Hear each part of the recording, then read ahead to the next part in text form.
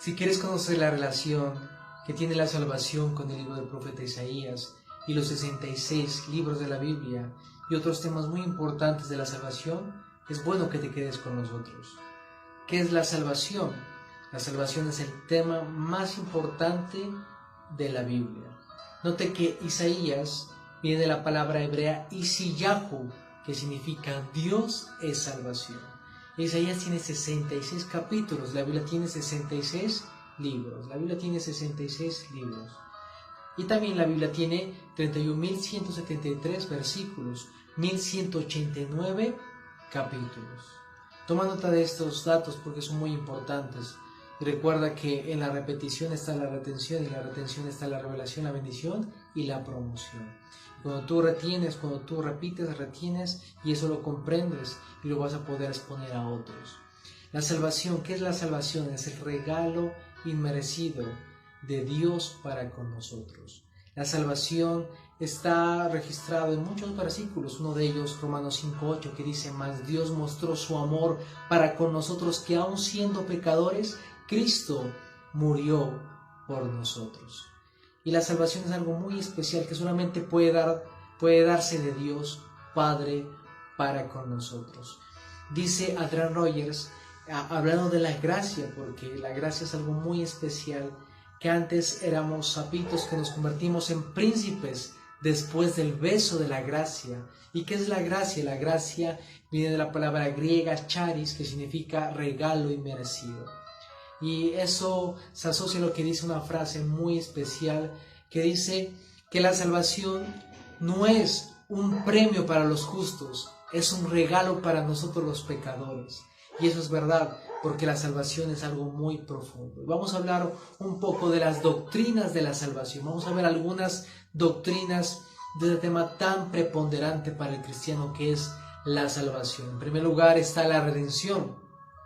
¿Y qué es la redención? La redención está registrado en Efesios capítulo 1, versículos 6 al 7, que dice: para alabanza de la gloria de su gracia, el cual Él nos ha hecho aceptos en el amado, en quien tenemos redención. ¿Qué es redención? Rescate. El Señor nos rescató. ¿De qué nos rescató el Señor? Nos rescató del infierno, nos rescató de vivir una vida sin propósito, nos rescató de una vida espiritual muerta, nos rescató. El Señor Jesucristo nos rescató. La segunda doctrina que quiero hablar es la doctrina de la reconciliación, que consiste en que antes éramos enemigos de Dios, ahora somos amigos. Romanos 5:1 dice que ahora tenemos paz para con Dios. Paz. Y esa paz viene de esa palabra griega que consiste en una paz después de mucho tiempo en guerra. Y esa paz es la que nosotros tenemos, estamos reconciliados con Dios. No solamente somos ahora amigos de Dios, somos hijos de Dios. Como dice Juan 1:12, tenemos la potestad de ser llamados hijos de Dios. La tercera doctrina que quiero hablarte es la doctrina de la propiciación. Dice primera de Juan capítulo 4, versículo 10, en esto consiste el amor de Dios, no en que nosotros hemos amado a Dios, sino que nos amó a nosotros primero y envió a su Hijo como propiciación por nuestros pecados. Propiciación, consiste en que Jesús recibió la ira de Dios para que usted y yo recibamos la misericordia, la gracia y el amor de Dios Padre. Note que las plagas de Egipto, en las dos últimas plagas de Egipto, estaba las tinieblas y la muerte de los primogénitos. Recordemos que las plagas representan la ira de Dios. ¿Y qué pasó con Jesús en la cruz? Estaba Jesús en la cruz y hubo tinieblas, pero también murió, no murió los primogénitos, murió el unigénito Hijo de Dios. Es decir, Jesús recibió la ira para que usted y yo recibamos la gracia, el amor de Dios. La siguiente doctrina que quiero hablarte, la cuarta doctrina que quiero hablarte, la doctrina de la justificación. Romanos 3, versículo 24 dice: siendo justificados gratuitamente por su gracia, mediante la redención que es en Cristo Jesús. Déjeme decirle que fuimos justificados. ¿Qué significa justificado? Inocente. Somos declarados inocentes. Si fuéramos a un tribunal, usted y yo, por Cristo Jesús, somos declarados inocentes. Somos inocentes delante de Dios Padre. Por eso dice John MacArthur, dice que el Padre trató a Jesús como si fuese un pecador como nosotros, pero nos tratan a nosotros como si fuésemos justos, puros, inocentes. Así somos ahora delante de Dios por la sangre de Cristo. La siguiente doctrina que quiero hablarte es la doctrina de la sustitución, que consiste en que Jesús tomó mi lugar, tomó nuestro lugar. Primera de Pedro 3:18 dice: Cristo padeció una sola vez por nosotros, el justo por los injustos, para llevarnos a Dios. Qué texto tan poderoso. El justo por los injustos para llevarnos a Dios. Jesús tomó nuestro lugar de pecadores. Y entre la justificación y la sustitución hay algo que se suma, hay algo que como resultado que se llama la imputación bilateral o intercambio divino, que quiere decir que Jesús en la cruz tomó nuestro pecado, ¿sí? Para que nosotros recibamos salvación, recibamos misericordia. Jesús fue rechazado aquí en la tierra para que usted y yo seamos aceptos en el cielo. Jesús murió para que usted y yo vivamos por la eternidad. Jesús fue rechazado para que usted pueda escuchar. Jesús dijo: Padre, ¿por qué me has abandonado? Para que usted y yo no sintamos el abandono de Dios. Jesús recibió lo que usted y yo merecíamos para que nosotros recibamos la gracia y la misericordia de Dios. Qué poderoso esto. Y quiero hablarte un poco de misterios. Los misterios que habla la Biblia son misterios que antes no fueron revelados, sino en el Nuevo Testamento. Los habla Pablo.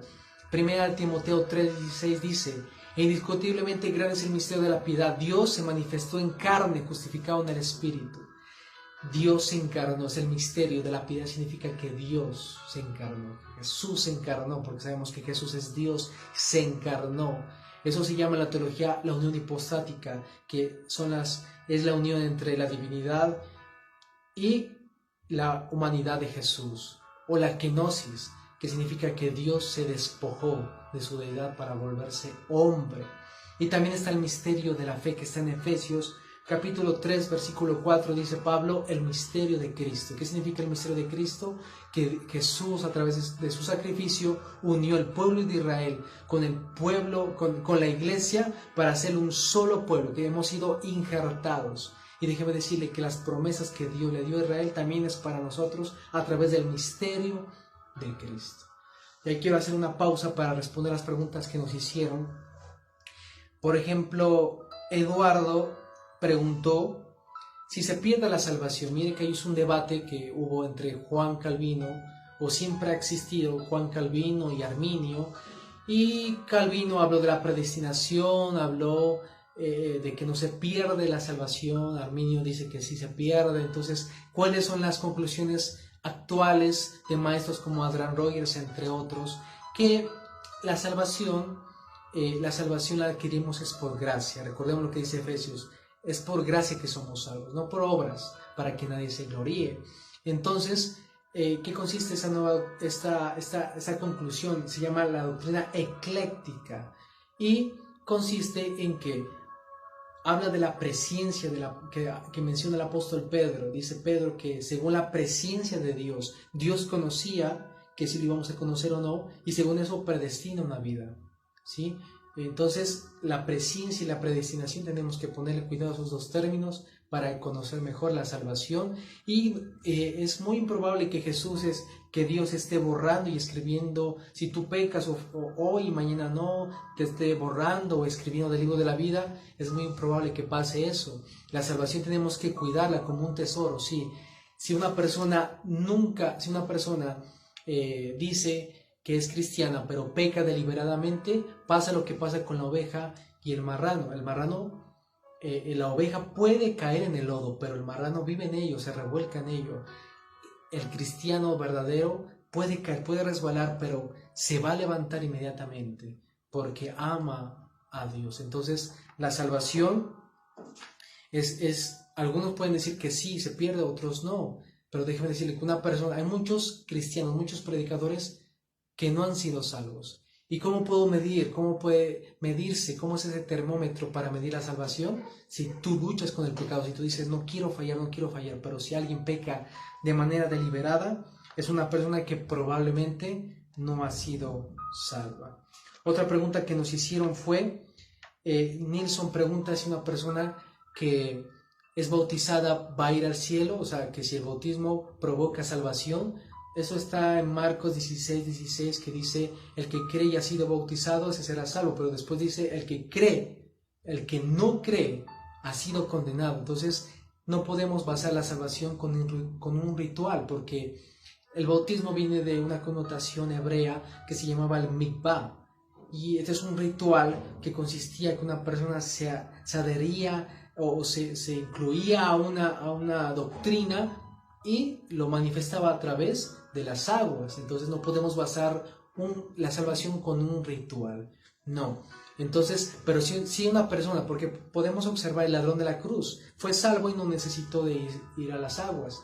Pero si una persona que conoce, que dice que es cristiano y no lo hace porque no quiere, ahí puede aplicar ese versículo de Marcos 16:16. Entonces tener cuidado con eso. Otra pregunta que nos hizo también Zulma, dice que si Dios escucha todas las oraciones, Dios escucha las oraciones aún de los hijos de los cuervos, Dios escucha las oraciones de sus siervos, obviamente, pero también de la gente, pero no quiere decir que sean salvos. Dios también, una persona que preguntó si, tengo aquí el nombre, Mónica, si quienes van a ir al cielo, las personas que creen en Jesucristo, que hacen de Jesucristo su Señor y su Salvador. Muy bien, gracias por las preguntas. Nos hicieron más preguntas de manera interna, pero quise responder esas preguntas. Si te gustó este video, dale like, coméntalo y seguiremos estudiando la palabra de Dios. Gracias por estar con nosotros. Que el Señor te bendiga.